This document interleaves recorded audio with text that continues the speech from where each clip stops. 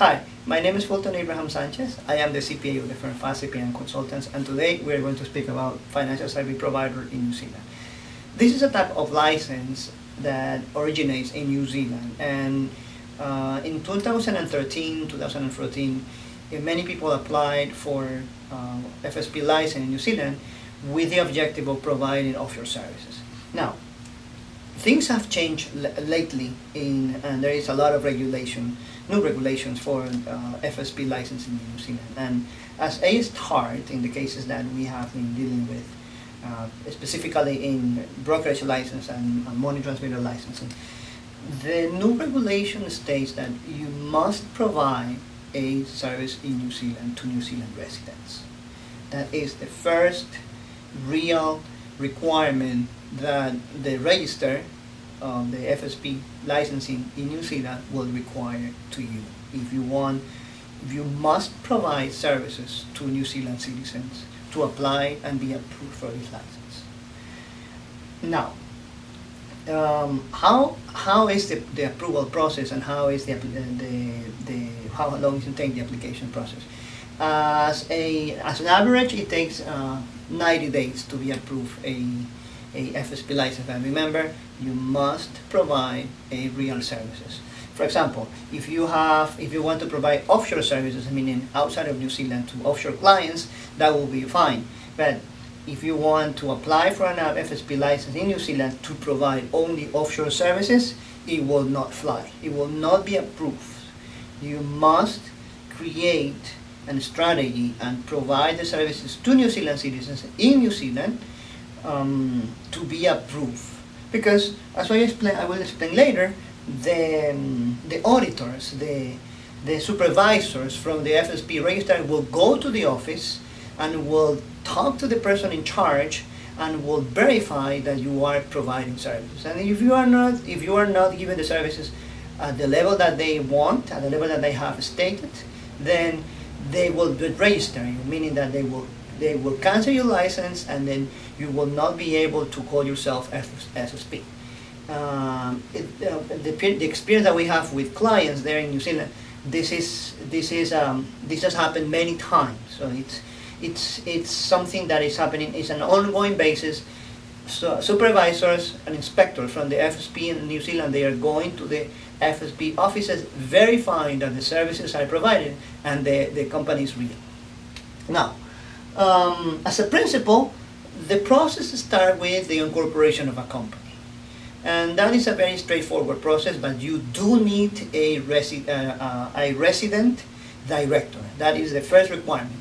You open a company there, you can be an offshore, you can be a foreign citizen, open a company, but you do need, to open the company, you do need a resident director. That is the first requirement. Then, in addition to that, if you are going to provide offshore FSP services, meaning services to New Zealand, you must have a office rented there.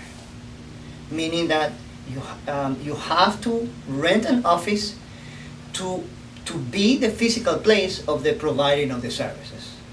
Within the application process, the FSP register will also require that you give them a business plan, meaning what will be the services that you are going to provide.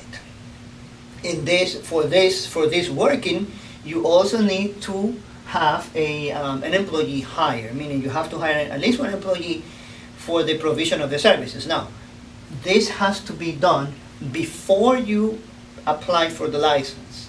You cannot apply for the license and then hire the employee and rent the office, because then it will not work. You have to have the business in place, meaning when you open the company, you have to have the office rented, and you have to have the furniture in the office, you have to have the office open, and then you have to hire an employee that is the one that wants to help to provide the services in New Zealand.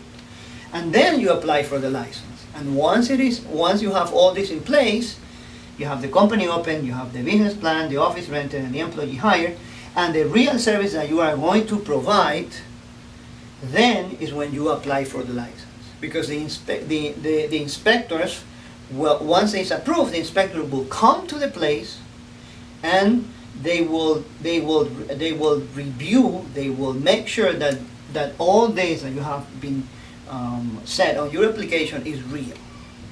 Now, FSP licenses or FSP companies that are providing services to the public, they also need to be part of what is called a dispute resolution scheme, meaning that for any conflict or for any complaint that the public has, the public bring to in terms of your services provided, you need to have a dispute resolution that is the first step of the first line of defense when there is any complaint that the public is bringing against your FSP for the service that you are providing, and this is also a requirement. Now, in terms of reporting, there are quite a few reporting. The fiscal year in New Zealand ends in March 31st, and the last reporting schedule is June 30th. So that will be for the annual report. The ending period, it will be June 31st, and then there is a month, 30 more days to file the report for the company. The tax return, the last day to file is June 30th. This is for the reporting of the activity of the company. FSP licensing renewal, this probably takes after June 31, and then you have 60 days to apply for this renewal of the license, as well as the dispute resolution renewal of the agreement. All this involve cost. You can see that in our website in terms of the cost, so send us an email to see what other requirements you have in terms of the. But as a rule of thumb, these are the reporting obligations that you have at the end of the year. Now, you also have to know that whenever there is a foreign citizen applying for an FSP in New Zealand, banks will not open a bank account. So remember, if there is a foreign citizen in New Zealand, it will not be possible, and a foreign citizen as the owner of the company, and there is a resident director, and you try to open a bank account, it's very difficult to open. Banks in New Zealand or in Australia will not open a bank account for an FSP or for a regular corporation that shows a foreign citizen as the owner, as the main stockholders of the company.